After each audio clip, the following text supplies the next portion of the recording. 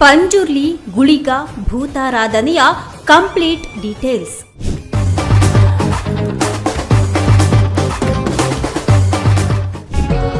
ಕರಾವಳಿಯ ದೈವಗಳನ್ನ ಭೂತಗಳು ಅನ್ನೋಕೆ ಕಾರಣ ಏನು ಗೊತ್ತಾ?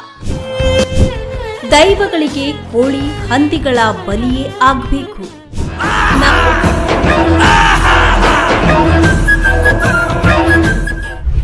ನಮ್ಮ ಕರಾವಳಿಯಲ್ಲಿ ಈ ದೈವಗಳನ್ನ ಭೂತಗಳು ಅಂತ ಕರೀತಾರೆ.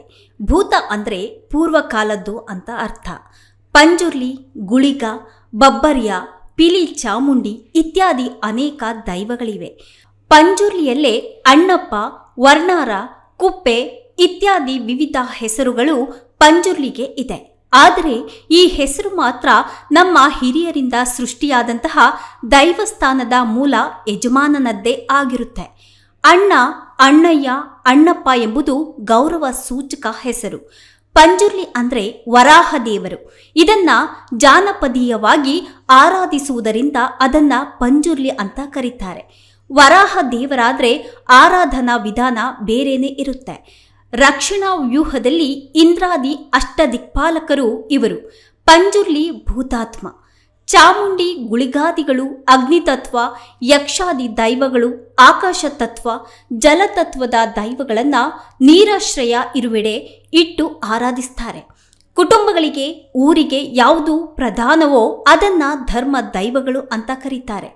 ಮಲೆ ಚಾಮುಂಡಿ ಅಂದ್ರೆ ಚೌಡೇಶ್ವರಿ, ಕಲ್ಲುಟಿ ಪಾಷಾಣ ಮೂರ್ತಿ, ಕಲ್ಕುಡ ಸತ್ಯ ದೇವತೆ, ಹೀಗೆ ನೂರಾರು ರೂಪದಲ್ಲಿ ದೈವಗಳ ಆರಾಧನೆಯು ಕರಾವಳಿಯ ವೈಶಿಷ್ಟ್ಯ ಆಗಿದೆ.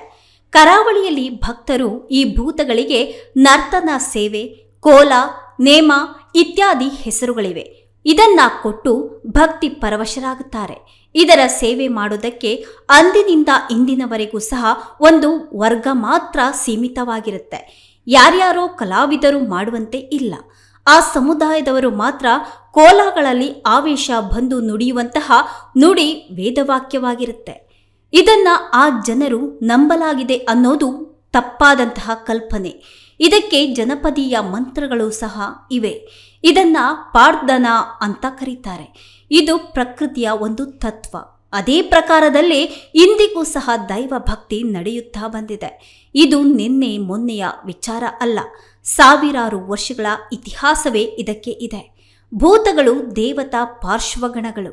ಪ್ರಶ್ನಾ ಮಾರ್ಗಂನಲ್ಲಿ ಇದರ ವಿಚಾರ ಇರೋದ್ರಿಂದಲೇ ಜ್ಯೋತಿಷ್ಯದಲ್ಲಿ ಇದಕ್ಕೆ ಬಹಳವಾದಂತಹ ಪ್ರಾಧಾನ್ಯತೆ ಕೊಟ್ಟಿದೆ. ಆಗ ಇಷ್ಟೊಂದು ಪ್ರಚಾರ ಇರಲಿಲ್ಲ. ಎಲ್ಲರೂ ನಂಬುವವರೇ ಇದ್ರು. ಒಬ್ಬ ಬ್ರಾಹ್ಮಣನು ಇದನ್ನ ನಂಬಿದರೂ ಅದರ ನರ್ತನ ಸೇವೆಗೆ ಅದಕ್ಕೆ ಸಂಬಂಧಿಸಿದಂತಹ ಸಮುದಾಯದವರನ್ನೇ ಕರಿಬೇಕಾಗಿತ್ತು. ಯಾರ್ಯಾರೋ ಕಲಾವಿದರು ಇದನ್ನ ಮಾಡುವ ಹಾಗೆ ಇಲ್ಲ. ಸಿನಿಮಾ ಮೂಲಕ, ನಾಟಕ, ಯಕ್ಷಗಾನದ ಮೂಲಕ ತೋರಿಸೋದು ಆ ಚರಿತ್ರೆಯ ವರ್ಣನೆಯ ಹೊರತು ಅದು ನರ್ತನ ಸೇವೆ ಆಗೋದಿಲ್ಲ. ಯಾವುದೇ ರೀತಿಯ ಆಧುನಿಕ ಸಂಗೀತದಲ್ಲಿ ನರ್ತನ ಸೇವೆಯೂ ಆಗೋದಿಲ್ಲ. ಇಲ್ಲಿಗೆ ಅದೇ ಸಂಪ್ರದಾಯಗಳ ಸಾಹಿತ್ಯವೇ ಪ್ರಧಾನವಾಗಿರುತ್ತೆ. ಇಲ್ಲಿ ದೈವಗಳಿಗೆ ಕೋಳಿ ಹಂದಿಗಳ ಬಲಿ ನಡೆಯುತ್ತದೆ ವಿನಃ ಇತರ ಪ್ರಾಣಿಗಳ ಬಲಿ ನಿಷಿದ್ಧವಾಗಿದೆ.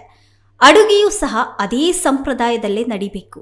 ಮನೆ, ಕುಟುಂಬ ದೈವ, ಗ್ರಾಮ ದೈವ, ರಾಜ್ಯಂ ದೈವಗಳೆಂಬ ವಿಧಗಳು ಸಹ ಇದರಲ್ಲಿ ಇದೆ. ನಮಗೆ ವಿಷ್ಣು, ದುರ್ಗೆ, ಶಿವ, ಗಣಪತಿ, ಸುಬ್ರಹ್ಮಣ್ಯ ಇತ್ಯಾದಿ ದೇವತಾರಾಧನೆಗಳು ಇದ್ರೂ ಸಹ ಆ ದೇವರ ರಕ್ಷಣೆಗೆ ಪಾರ್ಶ್ವ ದೇವತೆ ಭೂತಗಳು ಇರಲೇಬೇಕು. ಇವೆಲ್ಲದಕ್ಕೂ ಅಧಿಪತಿ ಅಂದರೆ ಬ್ರಹ್ಮ. ತುಳುವಿನಲ್ಲಿ ಬೆರ್ಮೇರ್ ಎನ್ನುತ್ತಾರೆ. ತುಳುನಾಡಿನ ಸೃಷ್ಟಿಕರ್ತ ಅಂದರೆ ಬೆರ್ಮೇರ್ ಅಂದರೆ ಪರಶುರಾಮ ಇಲ್ಲಿ ದೇವರಾಗಿದ್ದಾನೆ. ಹಾಗಾಗಿ ತುಳುನಾಡಿನ ಪರಶುರಾಮ ಕ್ಷೇತ್ರ ಅಂತ ಹೆಸರಾಗಿದೆ. ಭೂತಗಳನ್ನು ಸಸ್ಯಾಹಾರ ನೈವೇದ್ಯಗಳ ಮೂಲಕ, ರಕ್ತಹಾರದ ಮೂಲಕ ಆರಾಧನೆ ಮಾಡ್ತಾರೆ. ಅಂದರೆ ಅವರವರು ಸೇವಿಸುವಂತಹ ಆಹಾರಗಳನ್ನೇ ದೈವಗಳಿಗೆ ಸಮರ್ಪಣೆ ಮಾಡಿ ಪ್ರಸಾದ ರೂಪದಲ್ಲಿ ಸೇವಿಸುವಂತಹ ಒಂದು ನಿಷ್ಠೆ, ಭಕ್ತಿ, ಶ್ರದ್ಧೆ. ಒಟ್ಟಿನಲ್ಲಿ ಅಧರ್ಮದ ನಾಶಕ್ಕೆ, ಧರ್ಮ ರಕ್ಷಣೆಗಾಗಿ ಇರೋದೇ ದೈವಗಳು. ಇದುವೇ ಭೂತಾರಾಧನೆಯ ವೈಶಿಷ್ಟ್ಯ.